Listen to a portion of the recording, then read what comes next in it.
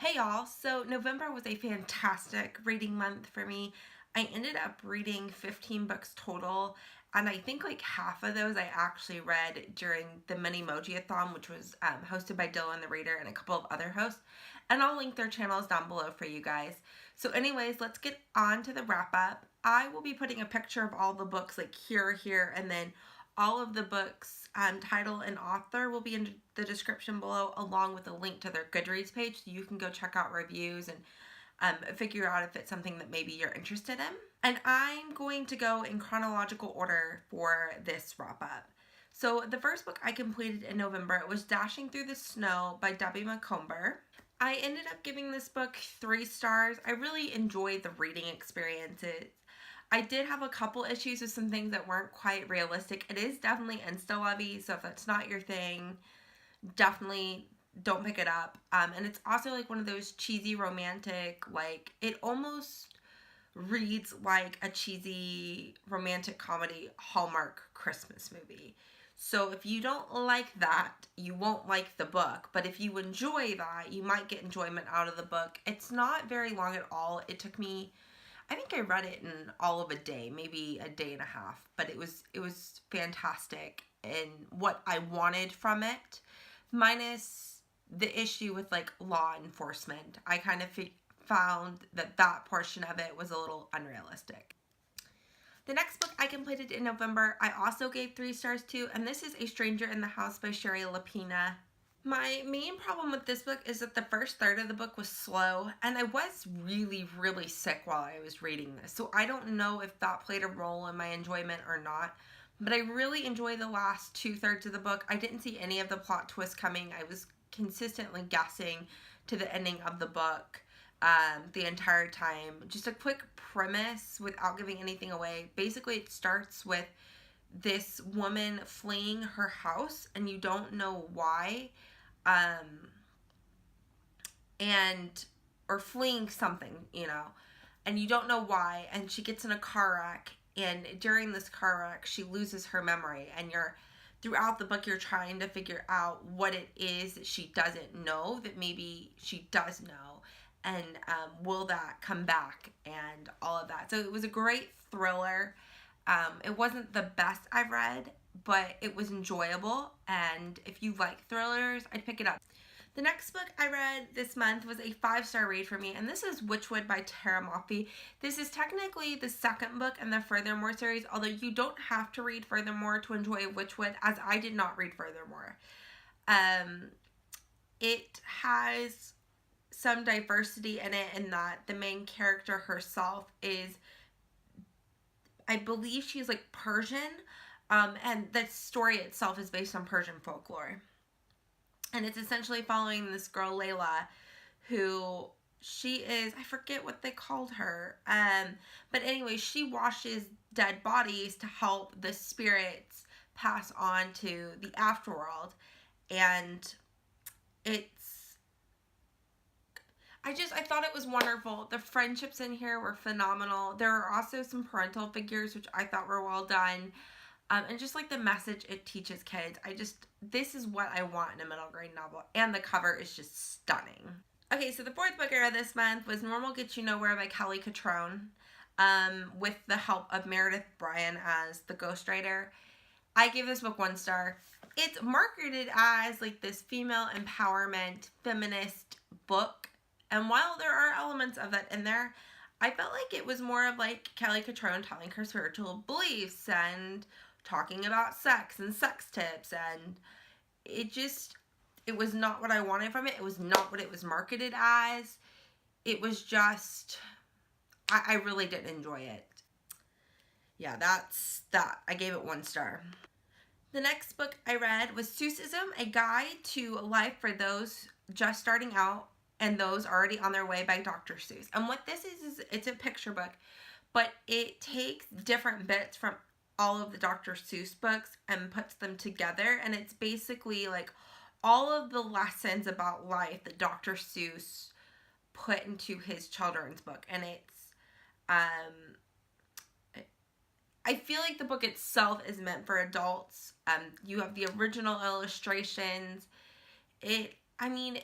when reading it, I gave it 4 stars, but when reading it, one, it was nostalgic, but two, it was very eye-opening into what lessons were actually in all of the Dr. Seuss books. And I mean, it was great. It's a very quick read. I think it's like about 50 pages, and it would make a very good gift book if you're looking for that. The next one is Harry Potter and the Sorcerer's Stone Illustrated Edition by J.K. Rowling, illustrated by Jim McKay. 5 stars, great reread. It was my second reread of the year. Enough said. So the next one is 12 Stories of Christmas by Robert J. Morgan. On my Goodreads for this, which I'll link my review for it below if I can, but I review each of the individual stories in this 12 short story collection, and I'm looking at my Goodreads now. Some of my favorites were Ollie, The Poet Boy, Gabriel's Cry, and The Telegraph Girl of Telegraph Hill. Overall, the collection was 3 stars. There were some that I didn't like.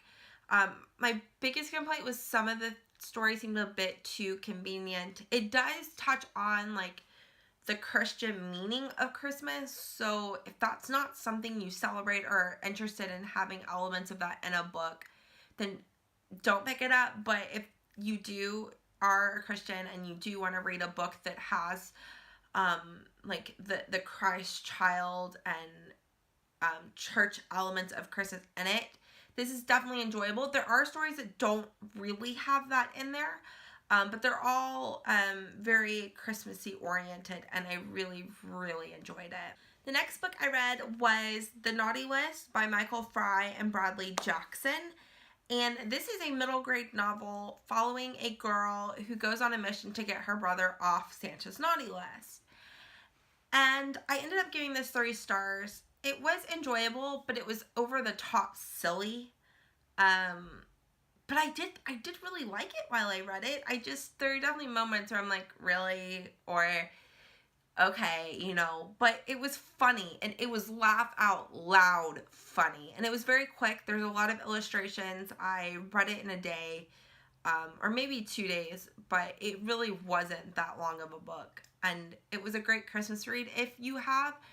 I didn't read any of the Diary of a Wimpy Kid books, but I would kind of imagine that the readers who like that might like this. The next book I finished was Are We Smart Enough to Know How Smart Animals Are by Franz de Waal, and I gave this book 2 stars. My major complaint was in the writing style itself and the way the information was presented. It was very, very dull and just like very long and drawn out. Like, I really feel like it could have been shorter than it was. It took me forever to read, and I was listening to it on audiobook. It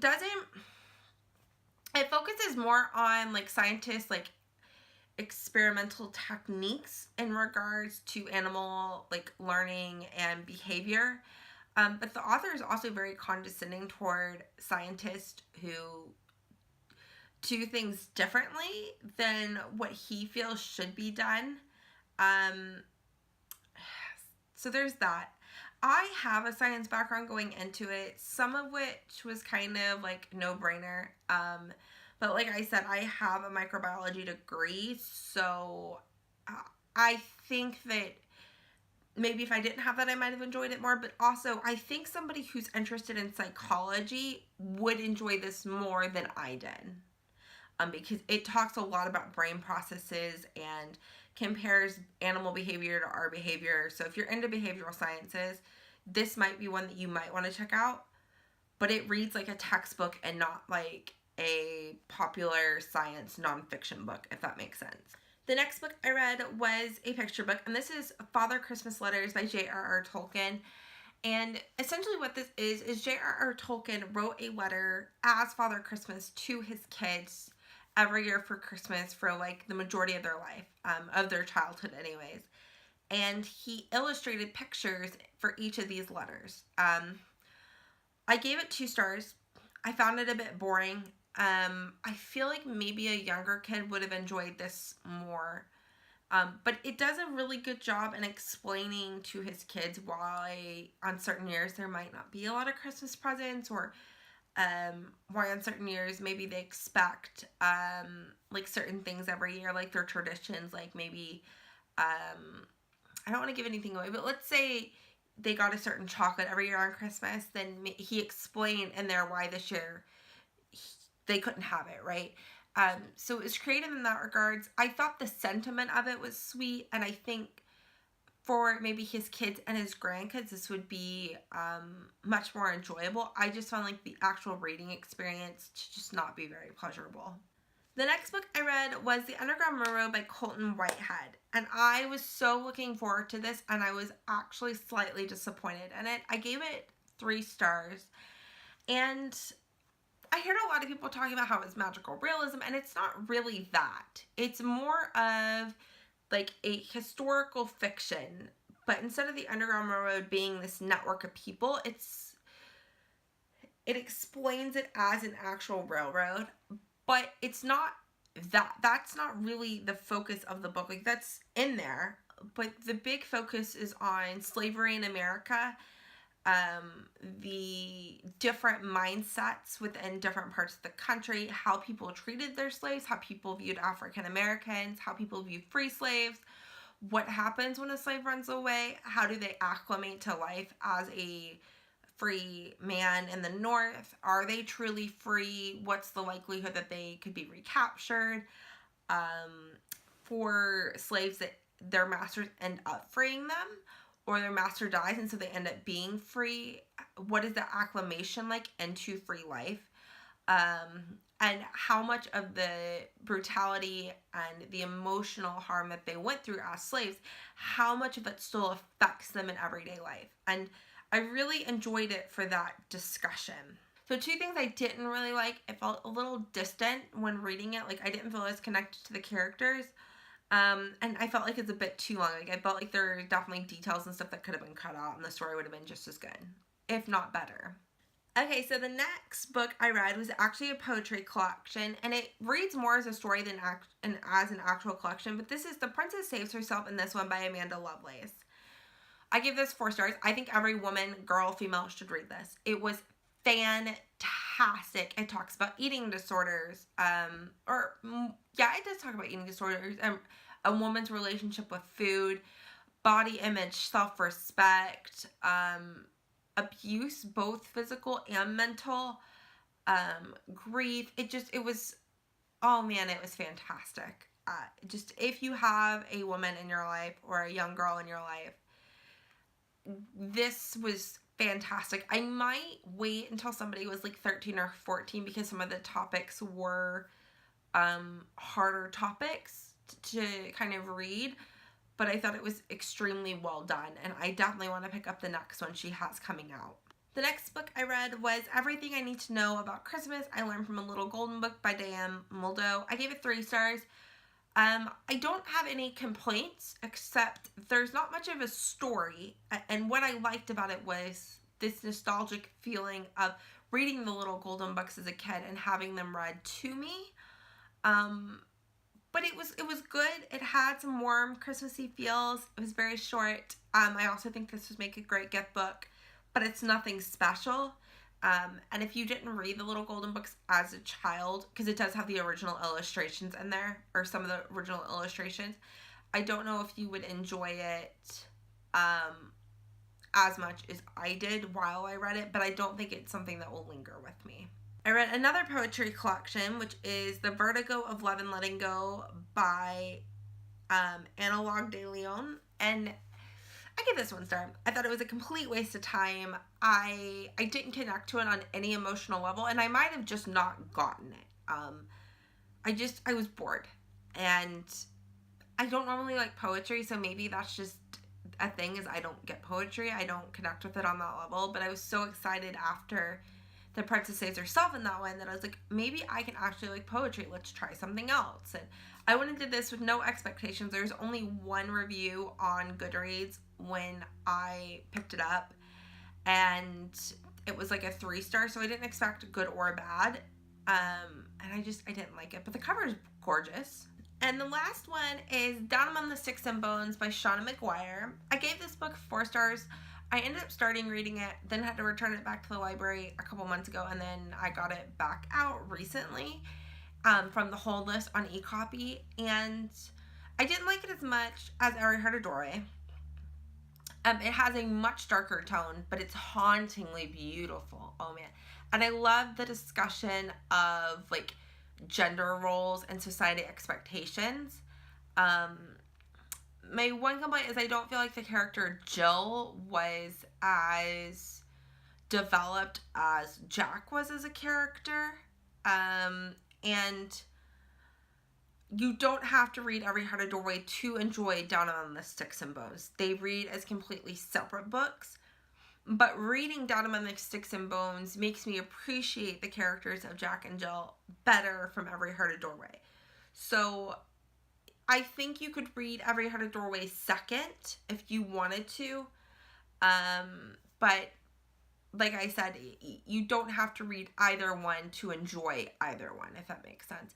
So that was all of the books I read in the month of November. It was a crazy reading month for me, and I hope you guys had a good November. If there was a book that you read that you think I might like, please leave it for me down below, or link a review video or a blog post or whatever it is you do so I can go check it out and see if maybe it's something I would like to read. Bye, y'all.